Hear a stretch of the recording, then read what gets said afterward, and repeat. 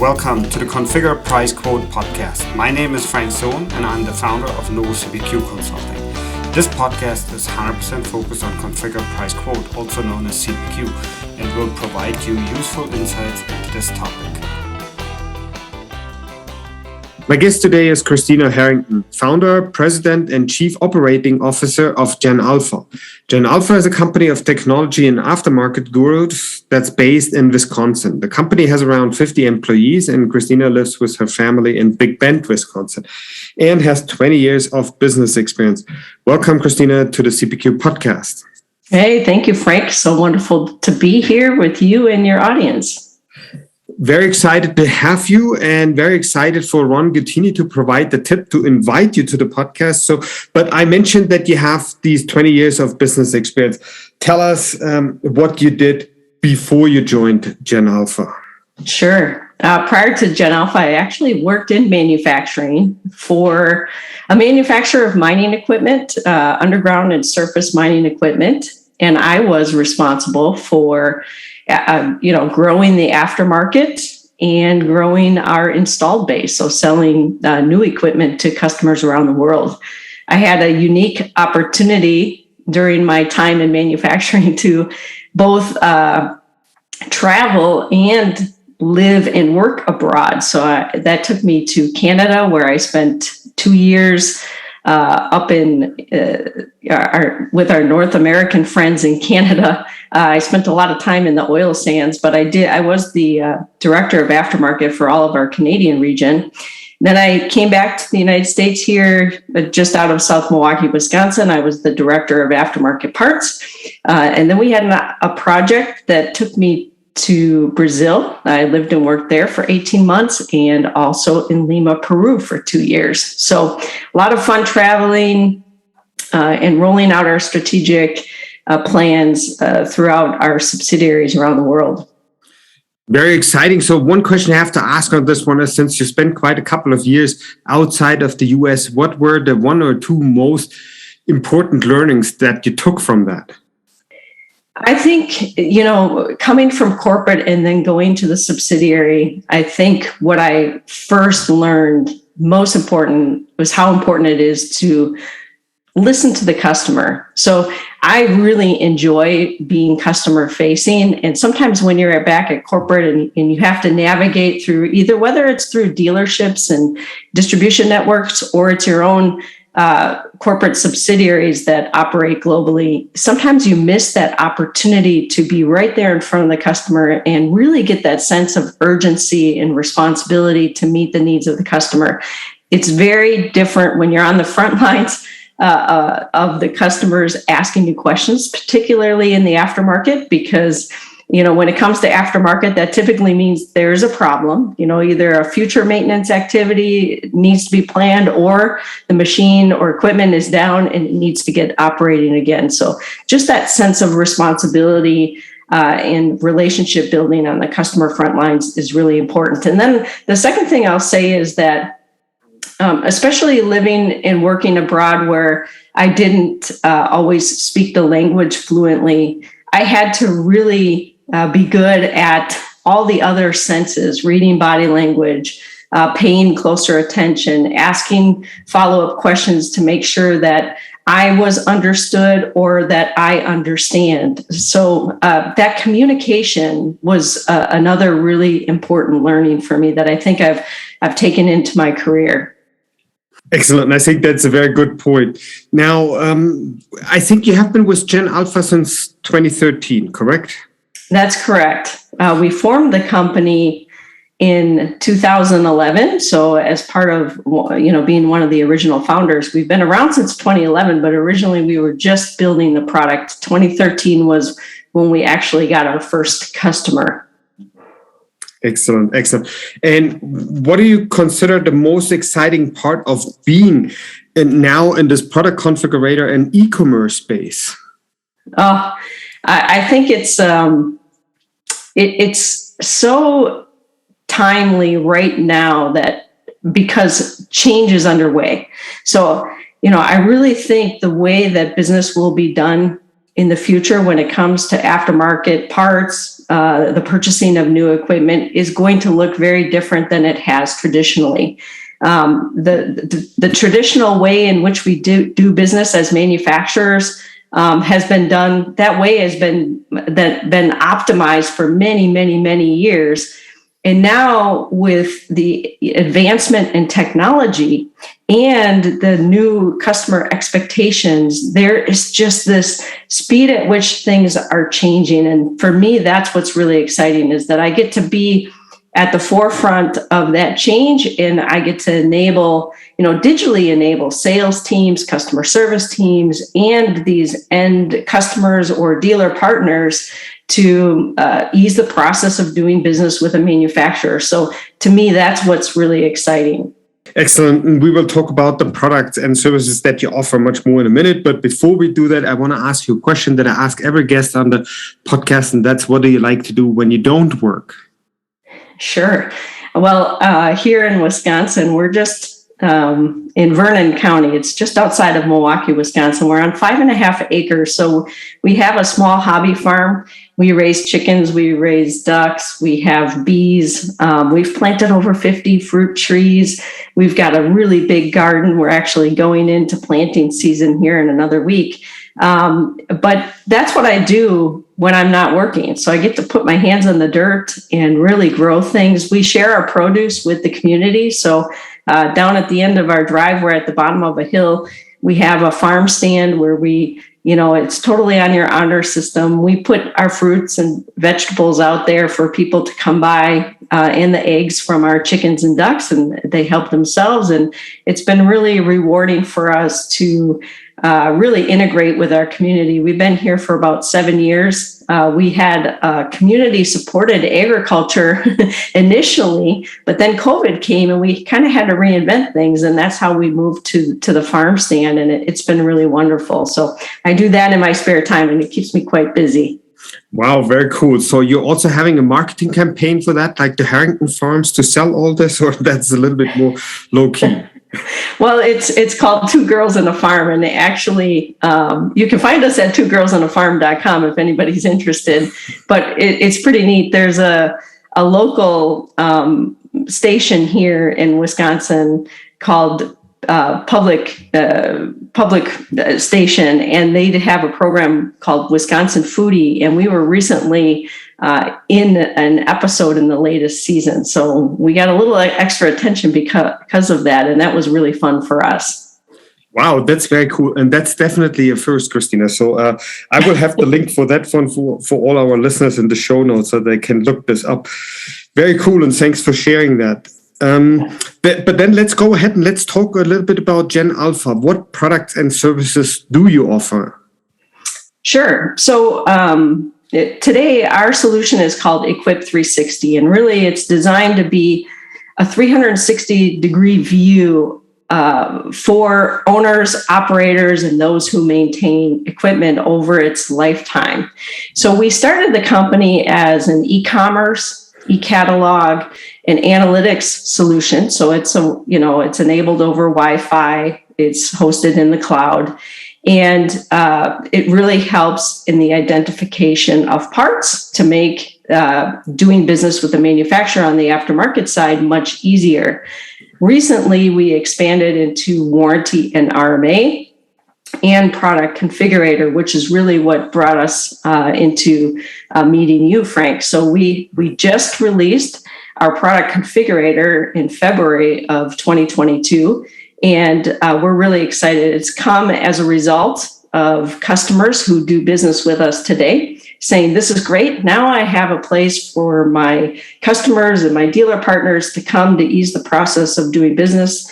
But once they've had this great experience on the aftermarket, they're also looking for the opportunity to sell new equipment and used equipment. And that's what pulled us into that configurator space. And we're so happy to be here. That was our vision overall, is that we would just keep expanding the platform to meet the growing needs, the digital needs of manufacturers.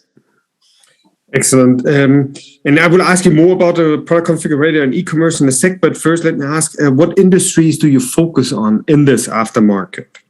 Sure. We are for original equipment manufacturers. We've had a lot of success with specialty vehicle organizations, but the product is great for construction, agriculture.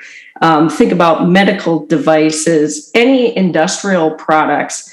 Wherever there is an aftermarket, that's kind of the organization that we're thought of. So even just aftermarket companies who may sell their products to original equipment manufacturers that get assembled into larger equipment or machinery, we work with those companies as well.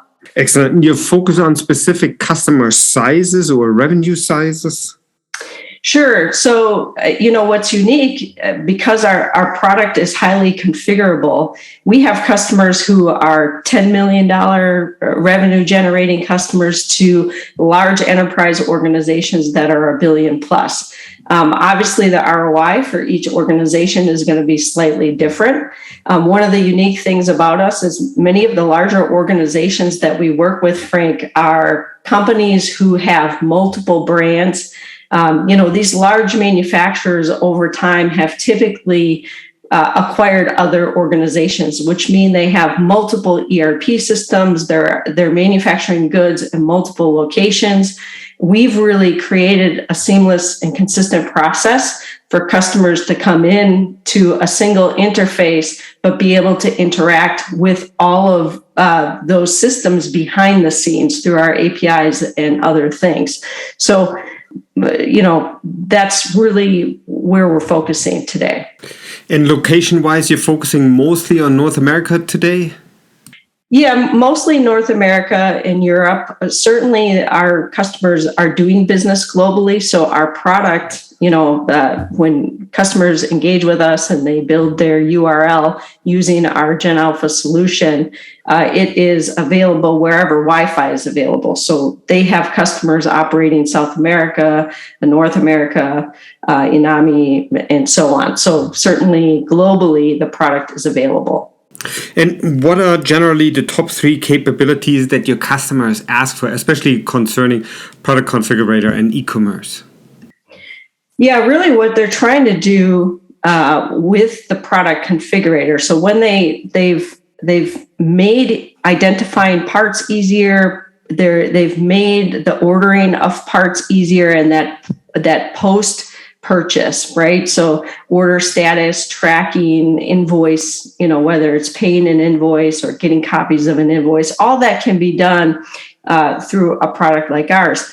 Now, when they're moving into product configuration, they're trying to provide that same simplicity in the ability to get a quote out for something that can be a complex piece of equipment. So really visual aspects of helping a customer identify exactly what they need, mixing both a visual aspect with a product description to make sure that they're meeting the requirements, integrating to systems behind the scenes to make sure that as options are selected or different features of the equipment are selected, that pricing can be displayed to the customer.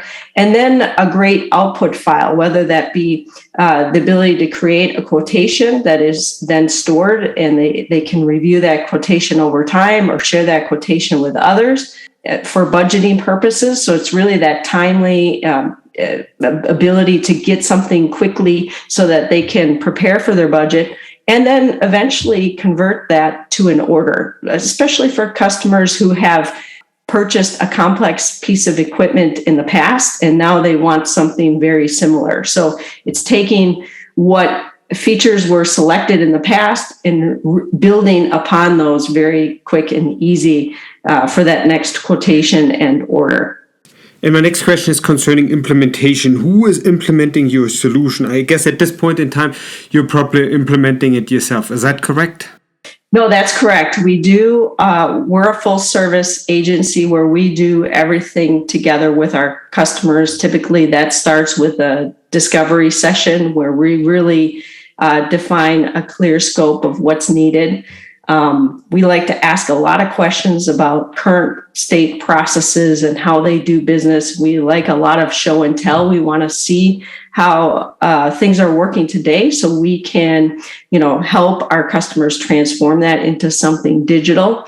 And the unique thing about working with GenAlpha Technologies is I'm not the only one on the team who comes from a manufacturing background. We've got a group of us, and it is our desire to continue to bring in people into the organization who have worked for and with manufacturers, because we've been in those shoes before, so we understand the challenges, we understand the opportunities, we know how to ask the right questions. So this is something really unique that GenAlpha brings to the table, and it's a pure joy for us to truly go in and learn about a manufacturer's organization and then help them launch their site. So no partners in the middle today.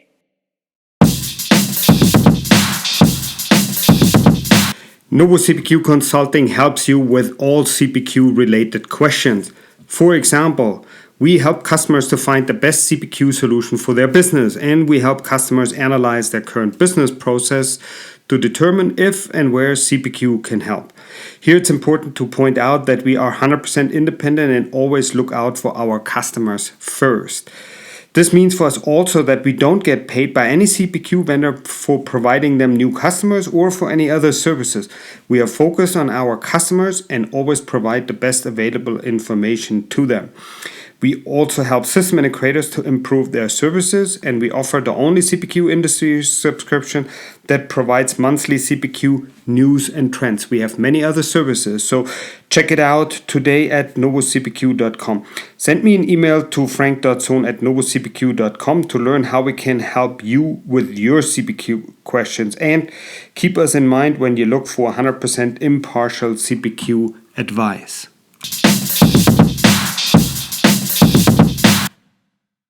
And what can you tell us about adding product configurations or pricing rules to your solution?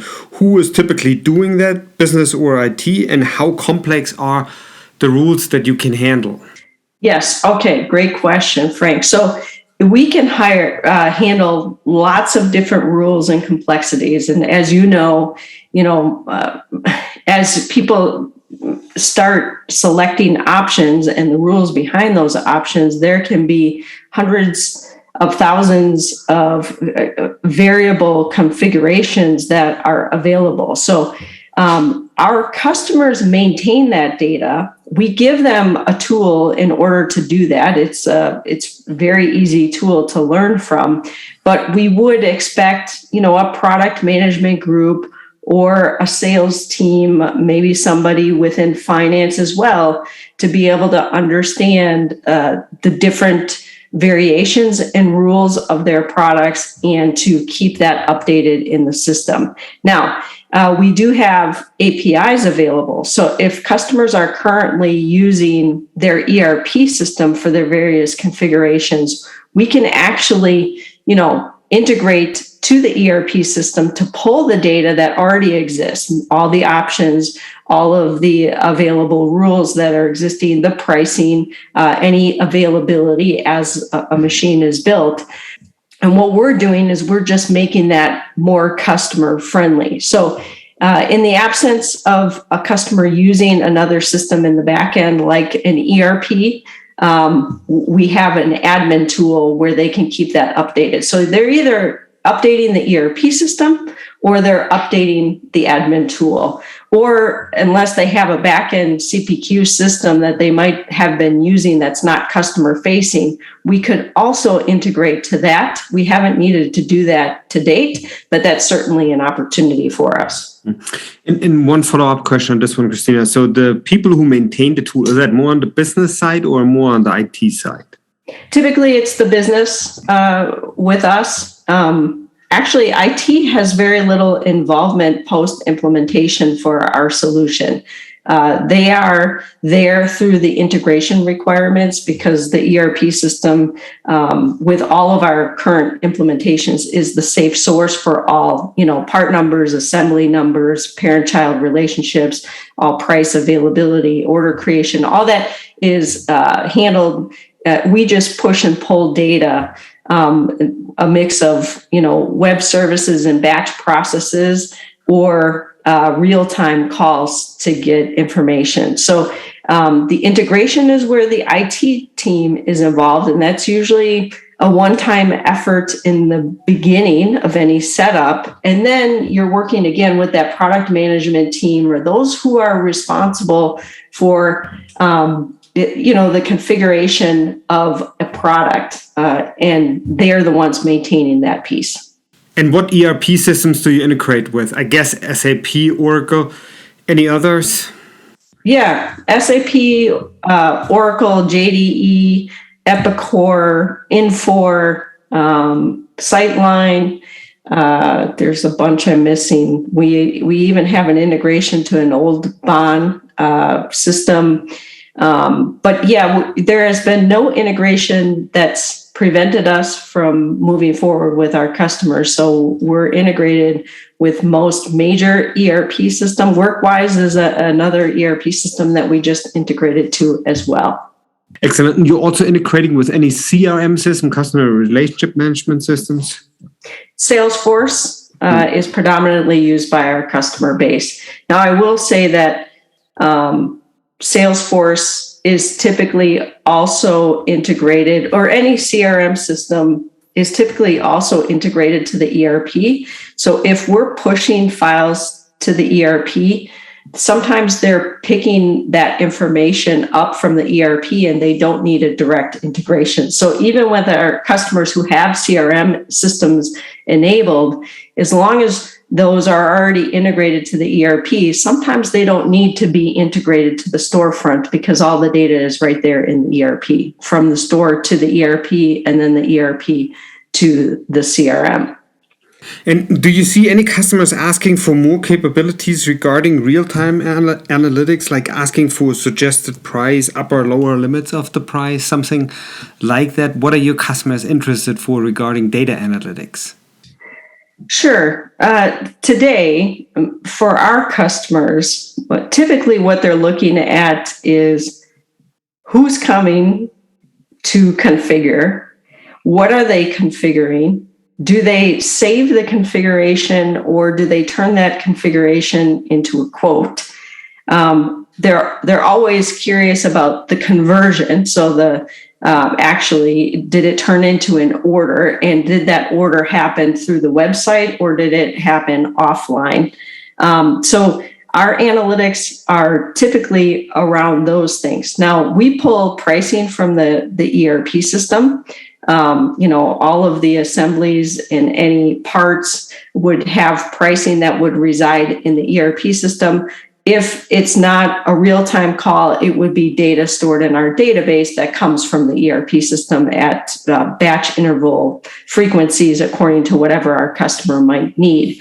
So the pricing will really come into here's what was quoted and did that quote ever turn into an order. So it's really measuring the conversion, and then do we need to adjust our pricing because we're quoting a lot but we're never converting. So they haven't asked us for upper limits or lower limits to date. Got it. Then let's have a look at how long an average Gen Alpha project takes. And I know that's a fuzzy question because what's a general Alpha project? But I think it's just interesting for customers to see what they can expect then when they work with your team. Sure. Yeah. And you're right that there's always variabilities that are going to drive a change to this. But our average is 6 months. The fastest we've ever stood up a storefront for a customer is 3 months. And that happened when it was less than 1,000 products and they had done something in the past. 6 months is the average because some go less than that and some go more, of course. And the more can be dependent on the number of integrations. So are we integrating to multiple ERP systems? Are we bringing multiple brands in from multiple locations? So there's stakeholders involved from, various plants and different businesses. So the size of the organization and the complexity of that organization can drive a longer time to market just based on their internal processes and needs. I will say that frequently what we have found is a trend that many manufacturers are upgrading their ERP system.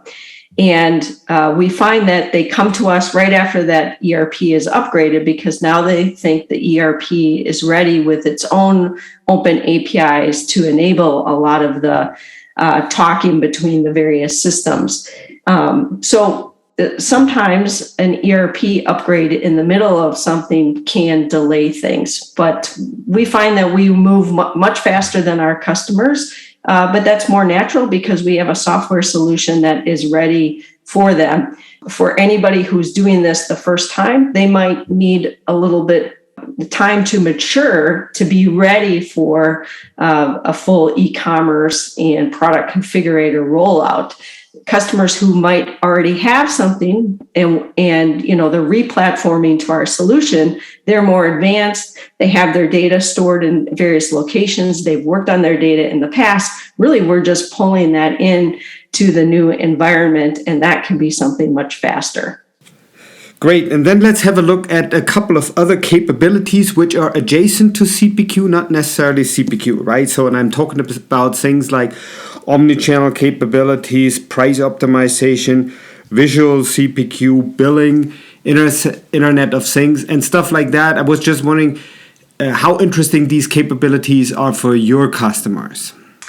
Yeah, I mean, actually, they're all very important. The only one we haven't been pulled into yet is really the IoT side of things. And that's not to say that manufacturers that we're working with aren't thinking about it. We just haven't had really specific products that have pulled us into that discussion. But the omni-channel or multi-channel, certainly many manufacturers we work with have a distribution network. And there's a lot to consider when you are standing up a storefront, whether it be for aftermarket parts or for a product configurator or all together. Are you going to sell specifically through your dealer network and use it like a dealer portal? Certainly some of our customers do just that. Through a login, dealers come in, they order aftermarket parts, they configure a new product, and then the dealer has the responsibility to the end customer. More and more manufacturers are thinking about how do we leverage our dealer relationships, but still meet the needs of the customer at that manufacturing level. So, customers are increasingly expecting to do business direct with manufacturers. So how do we leverage dealer inventories, and how do we leverage the strengths of our dealer service teams, but still have that relationship direct with customers through the manufacturer? So that is certainly something on the mind of many manufacturers today. Price optimization, absolutely. Again, this is what our customers will analyze the use of their products, what products are being looked at. If they're searching for products and there's inventory, but nobody's buying, do we have a price problem? Through our analytics, they can look at lots of these things. So we feel we have a pretty robust analytics solution to help our customers with price optimization. Visual CPQ, many of the customers that we work with either want to have a 3D view as customers make selections. They want to have a 3D model that would change according to the different features and options that would be selected, and or pictures. So if the manufacturer has the images, and this is always a key part of standing up a solution, is what types of assets are available to enhance that customer experience as they're building and selecting the options to build a piece of equipment. So we have to look at what's available to visually meet that. Lots of times customers want something very special, but they're not that evolved yet. So we take that through an iterative process. Billing, certainly, again, because we're an e-commerce site and we handle invoicing, we handle paying on account or paying with a credit card. That's something unique for us. This has been features in our product for a very long time. So through Product Configurator, you get to leverage all the things that we have in our robust environment already. Excellent. Very exciting discussion. But unfortunately, we're coming to the end of this episode. Hence, my last question. What's a good way for interested listeners to get a hold of you in case they have any questions or follow up for you or your team? Sure. If you want to reach me direct, please go to LinkedIn, Kristina Harrington. I would love to connect with you and engage with you.